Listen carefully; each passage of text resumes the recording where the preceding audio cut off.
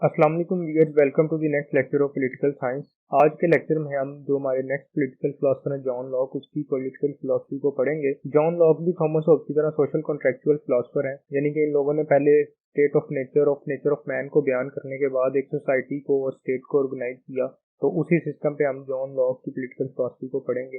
John Locke मेरे नज़दीक आज का मोस्ट इन्फ्लुएंशियल फिलोसफर है और इसको अमेरिका का फिलोसफर भी कहा जाता है, क्योंकि जो अमेरिकन कॉन्स्टिट्यूशन है वो तकरीबन 50 to 60% जॉन लॉक के आइडियाज पे बेस करता है। और ये जितने लिबरल आइडियाज हैं, राइट्स हैं हमारे, लाइफ, लिबर्टी, प्रॉपर्टी के, ये जॉन लॉक ने प्रपोज किए थे। तो चलते हैं जॉन लॉक की पॉलिटिकल फिलॉसफी की तरफ। सबसे पहले नेचर ऑफ मैन है। जिस तरह थॉमस होब्स ने स्टार्ट किया, इसी तरह जॉन लॉक भी स्टार्ट कर रहा है और इसी तरह रूसो भी स्टार्ट करता है। तो जॉन लॉक कहता है कि man is capable of being compassionate, यानी कि इंसान हमदर्दी के काबिल है कि वो दूसरों के साथ हमदर्दी कर सके और दूसरों के मफाद को अपने मफाद पर तरजीह भी देता है। वो उतना इगोटिस्ट या सेल्फ सेंट्रिक नहीं है जितना थॉमस होब्स ने प्रपोज किया था। यानी कि इंसान अच्छाई की उसके अंदर एक हिस्सा है कि वो अच्छा भी हो सकता है, वो हर वक्त बुरा ही नहीं होता, हर वक्त सेल्फिश ही नहीं होता, बल्कि वो दूसरों के मफाद और कम्युनिटी के मफाद को भी तरजीह देता है। दूसरी बात जॉन लॉक कहता है कि स्टेट ऑफ नेचर में इंसान नेचुरल लॉ से गवर्नड है, यानी कि कुदरती कवानीन है जो इंसान को गवर्न करते हैं और वो उन कवानीन की लिमिट्स में रहकर वो अपना बिहेवियर अपनाता है। यानी कि स्टेट ऑफ नेचर में इंसान दूसरे का कत्ल इसलिए नहीं करेगा कि कोई दूसरा भी उसे कत्ल कर सकता है। वो दूसरे की प्राइवेट बाउंड्रीज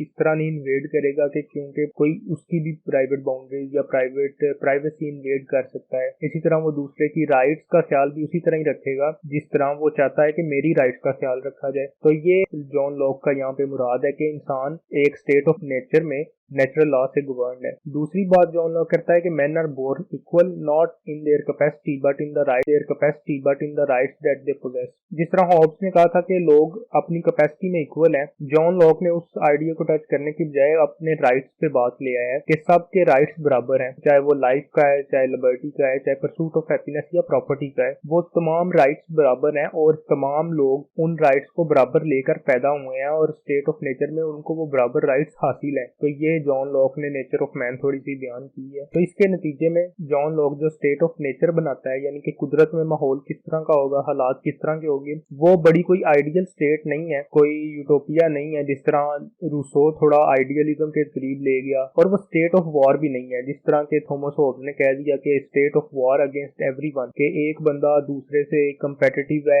लड़ने की हद तक। ये जॉन लॉक का आइडिया बिल्कुल नहीं था। स्टेट ऑफ नेचर उसने कहा कि इसमें खामियां भी हैं और इसमें अच्छाइयां भी हैं। उसमें लोग नेचुरल लॉ को ऑब्जर्व करते हैं और उसके मुताबिक जिंदगी गुजारते हैं क्योंकि ये उनके अपने फायदे में है। दूसरों के राइट्स का ख्याल इसलिए रखते हैं स्टेट ऑफ नेचर में ताकि उनके अपने राइट्स का भी ख्याल रखा जाए। इसके बाद जॉन लॉक कहता है कि स्टेट ऑफ नेचर में कुछ प्रॉब्लम्स भी हैं। उन प्रॉब्लम्स के सोल्यूशन के लिए ये जॉन लॉक ने सारी एक्सरसाइज की कि फिर ये सोसाइटी किस तरह बनेगी, गवर्नमेंट किस तरह बनेगी और किस तरह फंक्शन करेगी। तो सबसे पहले वो कहता है कि वहां पे कोई एस्टेब्लिश्ड, सेटल या नोन लॉ नहीं है, यानी कि कोई कानून नहीं है। जिस तरह आज रियासत में एक कॉन्स्टिट्यूशन होता है, इस तरह स्टेट ऑफ नेचर एक कॉन्स्टिट्यूशन लैक करती है। उसके पास कोई कानून नहीं है जिसके मुताबिक उस स्टेट ऑफ नेचर को गवर्न किया जा सके। वो नेचुरल लॉज हैं, बस वो नेचुरल लॉज कहीं पे लिखे नहीं है, उन पे कोई बहस नहीं हुई, बस वो लोगों के जहन में है कि क्योंकि हम अपनी हिफाजत चाहते हैं इसलिए हमें दूसरों को भी हिफाजत देनी। दूसरी प्रॉब्लम ये है कि स्टेट ऑफ नेचर में कोई इम्पार्शियल जज नहीं है, यानी कि कोई बंदा ये डिफाइन नहीं कर सकता कि नेचुरल लॉ किस वक्त अप्लाई होता है, किस वक्त अप्लाई नहीं होता और नेचुरल लॉज की इंटरप्रिटेशन क्या है। जिस तरह आज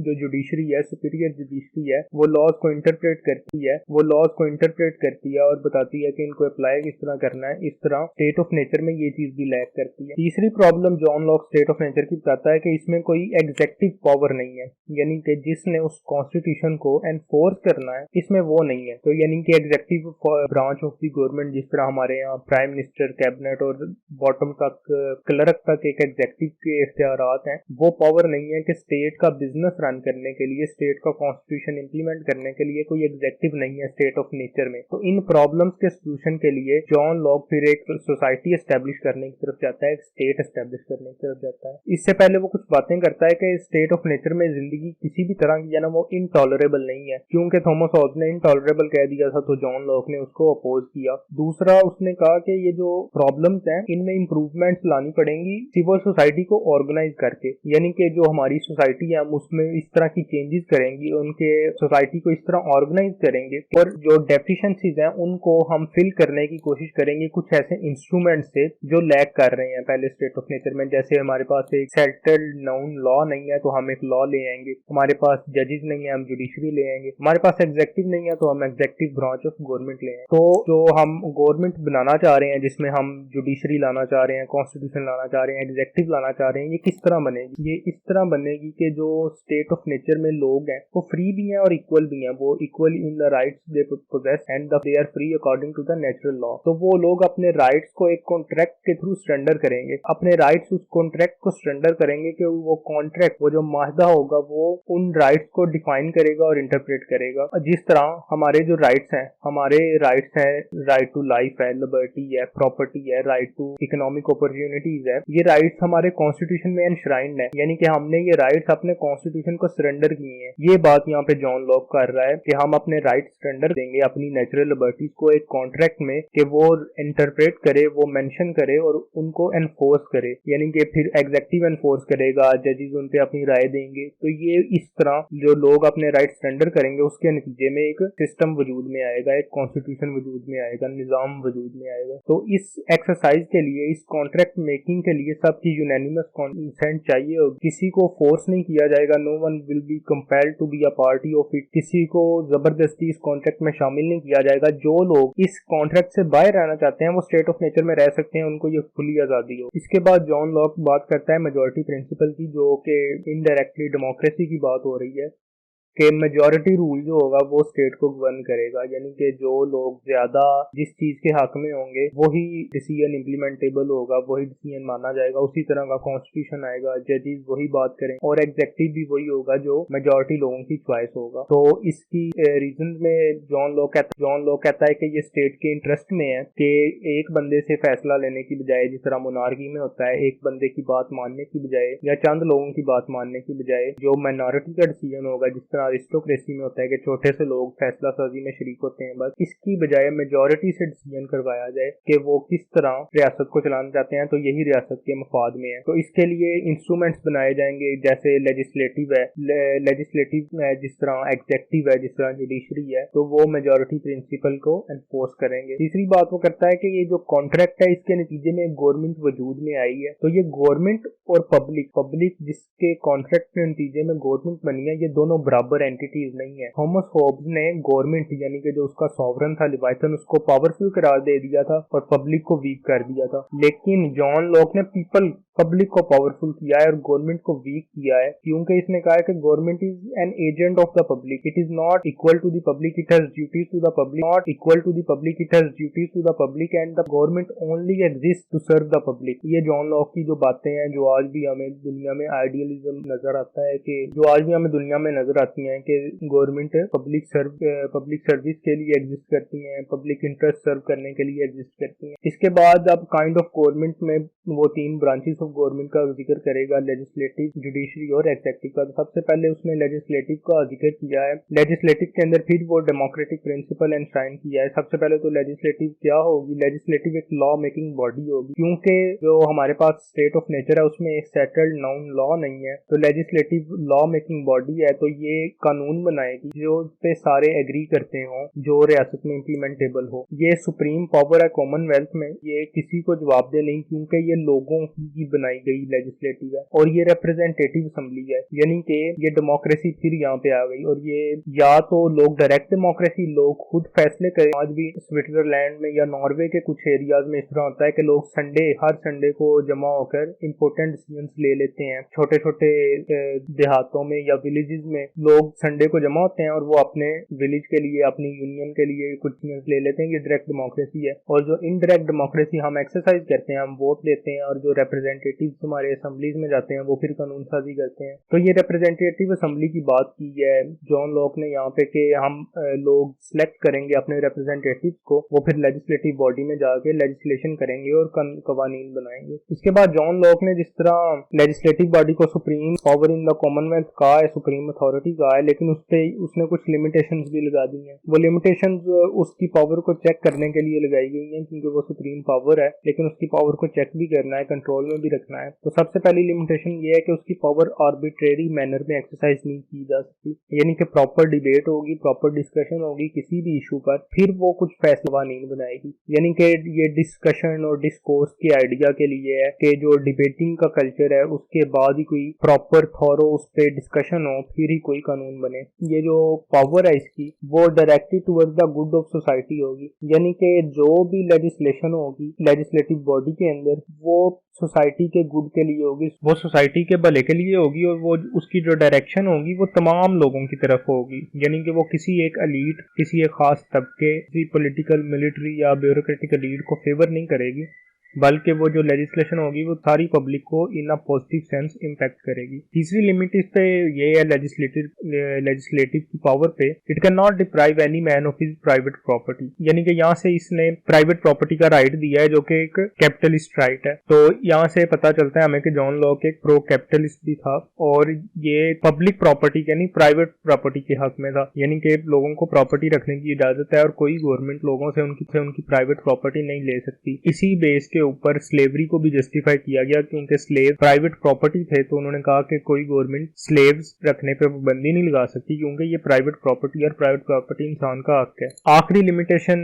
इस पे ये है कि it can not delegate its legislative authority, यानी कि ये अपनी जो power to legislate on certain issues है ये किसी दूसरी बॉडी को डेलीगेट नहीं कर सकती। जिन चीजों पे लेजिस्लेटिव ने लेजिस्लेशन करनी है उन पे वही करेगी, उन पे एग्जेक्टिव नहीं कर सकता, उन पे जुडिशरी नहीं कर सकती, उन पे कोई ब्यूरोक्रेटिक बॉडी नहीं कर सकती, कोई और लोग उस इशू के ऊपर लॉज नहीं बना सकते, उन लॉज को डिफाइन नहीं कर सकते, सिर्फ लेजिस्लेटिव के पास ही ये अथॉरिटी है। इसके बाद आ जाते हैं दूसरे इंस्टीट्यूशन की तरफ जो जॉन लॉक ने प्रपोज किया उन डेफिशिएंसीज को फिल करने के लिए जो स्टेट ऑफ नेचर में एग्जिस्ट करते थे, और वो है जुडिशरी। क्योंकि स्टेट ऑफ नेचर में एक इंडिपेंडेंट और नाउन जज नहीं था, एक इम्पार्शियल जज नहीं था जो लॉज को इंटरप्रेट कर सके और उन पे डिसीजन दे सके। तो जॉन लॉक ने फिर जुडिशरी को प्रपोज किया कि ये एक इम्पार्शियल और ऑथोराइज्ड जजेस हों जो एक्सपर्ट हों अपनी फील्ड के लॉ के, जो लॉज को इंटरप्रेट करें और सर्टेन इश्यूज के ऊपर जहां पर दो पार्टीज के दरमियान कोई मसला है तो उनके दरमियान अकॉर्डिंग टू लॉ सेटलमेंट करवा सकें। तो इसने जुडिशरी को ब्रीफली टच किया है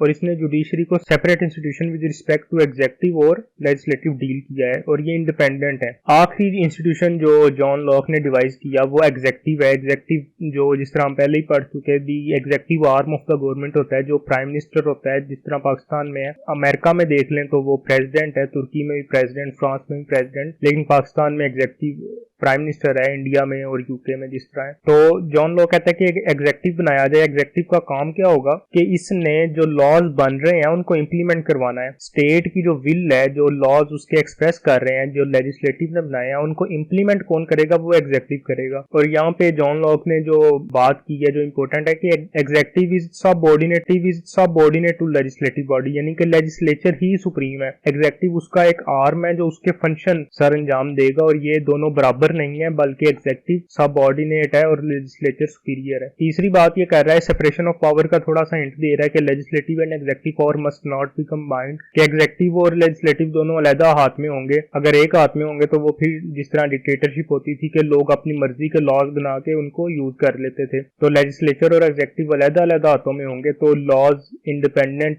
डिस्कशन बेस्ड और डायलॉग के ऊपर बनेंगे। एक नेचर उनकी इस तरह की होगी कि वो इम्पार्शियलिटी की सेंस देंगे और एग्जेक्टिव उनको एनफोर्स करेगा। और ये अगर दोनों एक हाथ में आ जाएंगे तो वही होगा जो डिक्टेटरशिप्स में होता आया है। इसके बाद जो एक और इसका जॉन लॉक की फिलॉसफी का इंपॉर्टेंट कंटेंट है, वो जॉन लॉक ने जो राइट ऑफ रेवोल्यूशन दिया ह्यूमन बीइंग्स को, कि वो ऐसी गवर्नमेंट जो उस कॉन्ट्रैक्ट को वायोलेट करती है, जो उनके इश्यूज को सॉल्व नहीं करती, जो उनके ट्रस्ट को वायोलेट करती है, उसके रिवॉल्ट कर सकें और उसको रिमूव कर दें, चाहे वो वायलेंस से हो चाहे वो फोर्स से हो। ये वो राइट है जिसकी वजह से अमेरिका के कॉन्स्टिट्यूशन में जो सेकंड अमेंडमेंट है राइट टू बियर आर्म्स, वो भी शामिल की गई कि लोगों के पास हथियार रखने की इजाजत है ताकि वो किसी ऐसी गवर्नमेंट के खिलाफ रिवॉल्ट कर सकें जो उनकी उम्मीदों पे पूरा नहीं उतर सकी, जिसने उनके ट्रस्ट को वायोलेट किया है। जॉन लॉक कहता है कि जो जब लोग रिवॉल्ट करेंगे तो लोगों ने रिवॉल्ट नहीं किया बल्कि गवर्नमेंट ने खुद रिवॉल्ट किया, क्योंकि उसने लोगों के ट्रस्ट को, वो ट्रस्ट जो कॉन्ट्रैक्ट में था, उस ट्रस्ट को वायोलेट किया है। तो government itself is the revolting party. तीसरी बात